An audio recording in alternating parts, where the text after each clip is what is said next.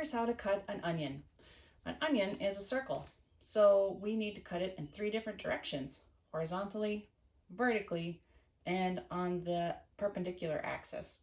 So here's what we're going to do. I suspect this onion might be a little not so fresh because it's a little bit dented here and it looks a little dusty, but that's okay. This is real life.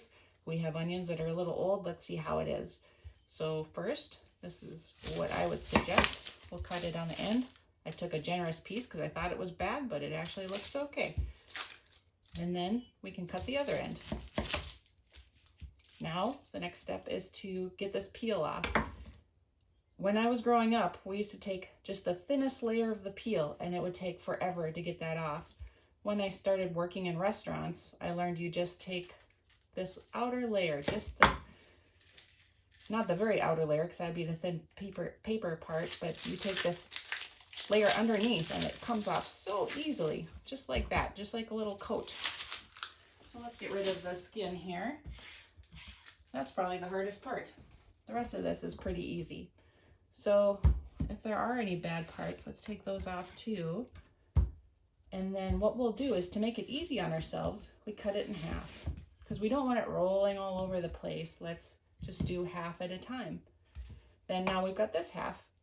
You'll see that this is the bottom end. This is the part that connected to its root, basically. So we want to cut on the opposite side of that because this is where it's all connected nice, and it will help stay together and help you out in the long run. So what we'll do is we'll just make some slices this way. So right now it looks vertical, but this is actually the horizontal slice.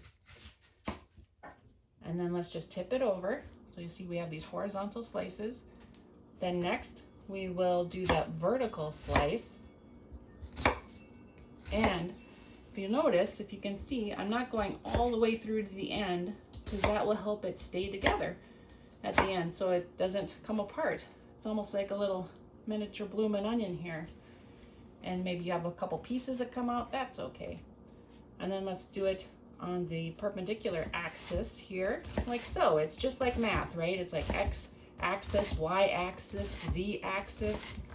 You're cutting them all. You're cutting every direction because this is a circle and you're making squares out of a circle. Isn't that goofy? So you get as many as you can get like that. And then I flipped it over just to get the final pieces. I don't like to eat this stem end, this little half moon circle, so I discard that. It's probably fine, but I don't think it tastes very good. And then there you go. You got this beautiful, beautiful dice. Now let's try that on this other piece of onion that isn't so good looking, the part that we took a piece out of, just for practice. There's no way you can mess this up, honestly.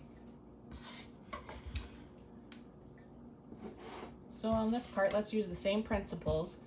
Let's find that stem end and get the onion off our hand. There's our stem end, kind of keeping it together, although I cut so much off, it's not going to keep it together very well. But we want to do this horizontal slice here first.